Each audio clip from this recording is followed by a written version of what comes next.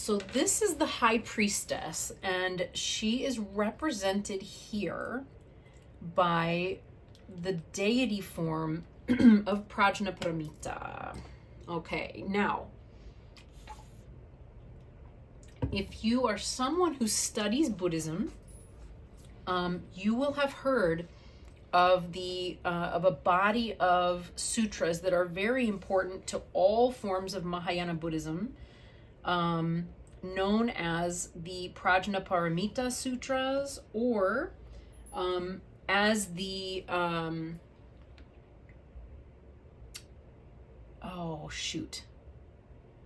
known as the Prajnaparamita Sutras.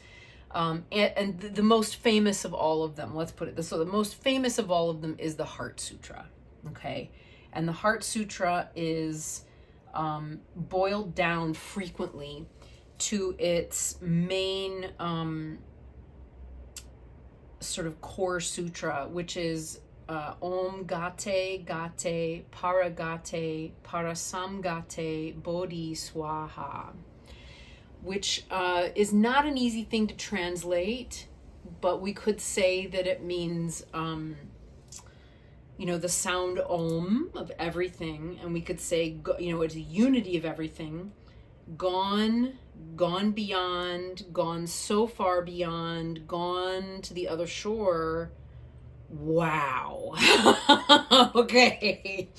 So that would be one way to put it. We could also say, at various moments in time, the sutras associated with Prajnaparamita, which is essentially, well, Thich Nhat Hanh would say, I'm trying to keep this brief so that it's accessible, right? But Thich Nhat Hanh would say that it's interbeing, right? That she represents, that Prajnaparamita, the great wisdom, or the great perfection of wisdom, that's what I was trying to say earlier, the great perfection of wisdom sutras. It's the knowing, the deep and profound knowing that we all are interconnected. We are. Okay, that is literally how Thich Nhat Hanh or Te would put it, because we don't survive without one another, even though we live under the delusion that we do. Okay, we think we don't need anything but ourselves, but the truth is you don't have anything without the labor of other people, because we all do particular jobs and we all hold things together in one way or another. So how does this relate to the High Priestess? Well, as you might imagine, a really profound knowing of this particular sutra or series of sutras, they all boil down to the same point. If we can say that about anything that's a Buddhist sutra.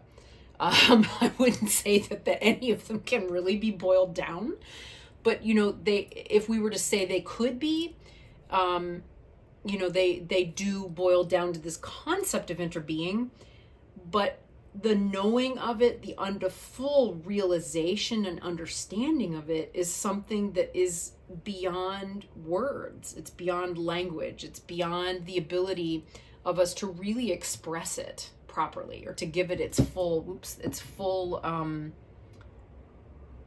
don't know. It's not knowable. It's ineffable.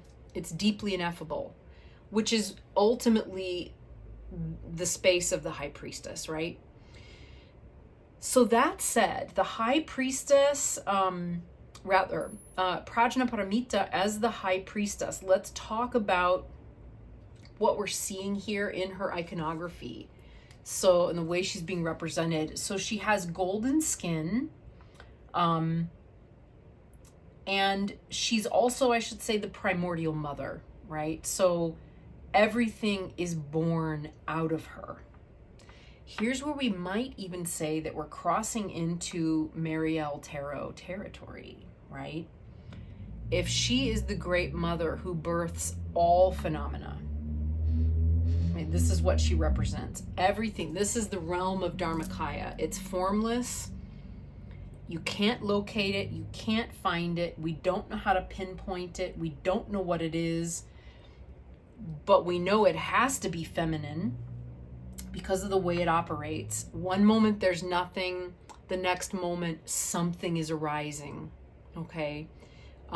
Something is being born. Similarly, something is being destroyed. So sometimes what you see is trauma nyangmo as or nakmo, depending on how it depends. It always depends. She's destroying, right? So you're when something's being destroyed or torn down, it's going back to the source, right? So the mother that births and the mother that takes you back to the source are all aspects of Prajnaparamita.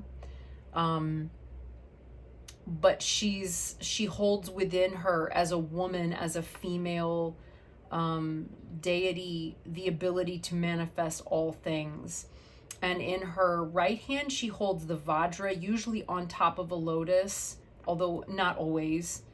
And in her other hand, she sometimes it looks like an ice cream sandwich. I'm going to say it does here just a little bit. So for those of you who know about ice cream sandwiches, essentially that is the shape of a traditional Tibetan textbook.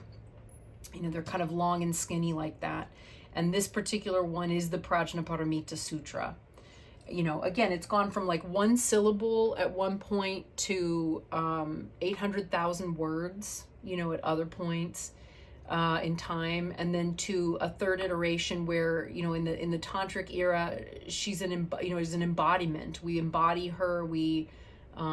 I just completed, over 108 hours over the last several months of Prajnaparamita practice, where it's a deity yoga where you embody her for an hour at a time minimum. So it's pretty profound. It's a pretty profound practice. So she is holding the keys. This is sort of the more masculine iteration of the Great Mother, right? She has this Vajra which suddenly awakens, but in a skillful manner. And then we have the text here, which is holding all of the wisdom. The version that we used, she was not meditating. That is a meditation mudra there. The mudra that we worked with for her was this one. It was the Dharma Chakra mudra. So the Wheel of Dharma mudra, because she's teaching us about the great perfection of wisdom. Okay, so again, something that it stumps you, right? It stumps you. It's also the sutra that starts with O Shariputra. Form is no other than emptiness, and emptiness is no other than form, right? Which sounds to our ears like a riddle, and very, very much embodies, the wisdom of the High Priestess,